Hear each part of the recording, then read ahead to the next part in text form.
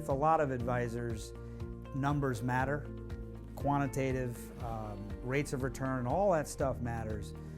But initially in our first visit, which we set aside 45 minutes to get acquainted, what is more important than anything else is that we're comfortable with each other. There's some kind of a personal connection that we're both comfortable with.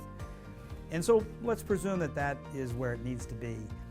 Then also going to discuss a little bit about what your experience has been with my industry.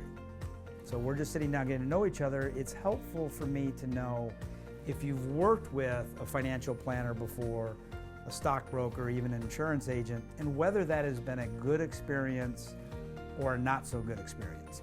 If it has been either good or not so good, I want to understand why. And then I'll typically ask, how have you compensated your advisor? So giving me an example of what you've been used to, because when we're just meeting for the first time, your impression of me is going to be based on your experience. And so with that information, then also when I explain exactly how our process works, exactly how the compensation works, what to expect, what not to expect, now you go away with context. You leave the office understanding how we might be different in a way that could serve you better. Now, I mentioned quantitative and numbers.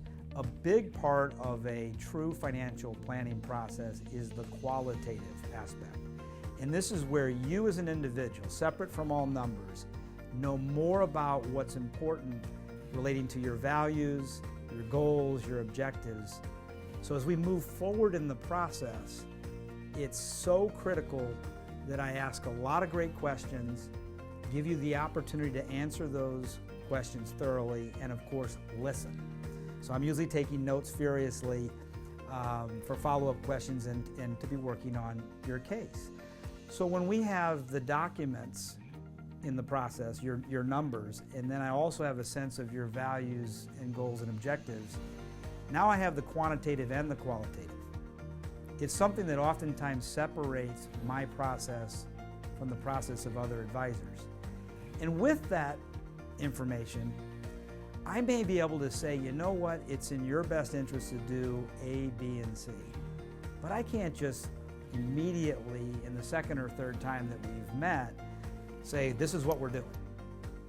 I want to make sure that we're both comfortable so that if we ever do work together, we both feel really good about it. So that's where we discuss the benefits and limitations of each of these strategies that I believe are in your best interest.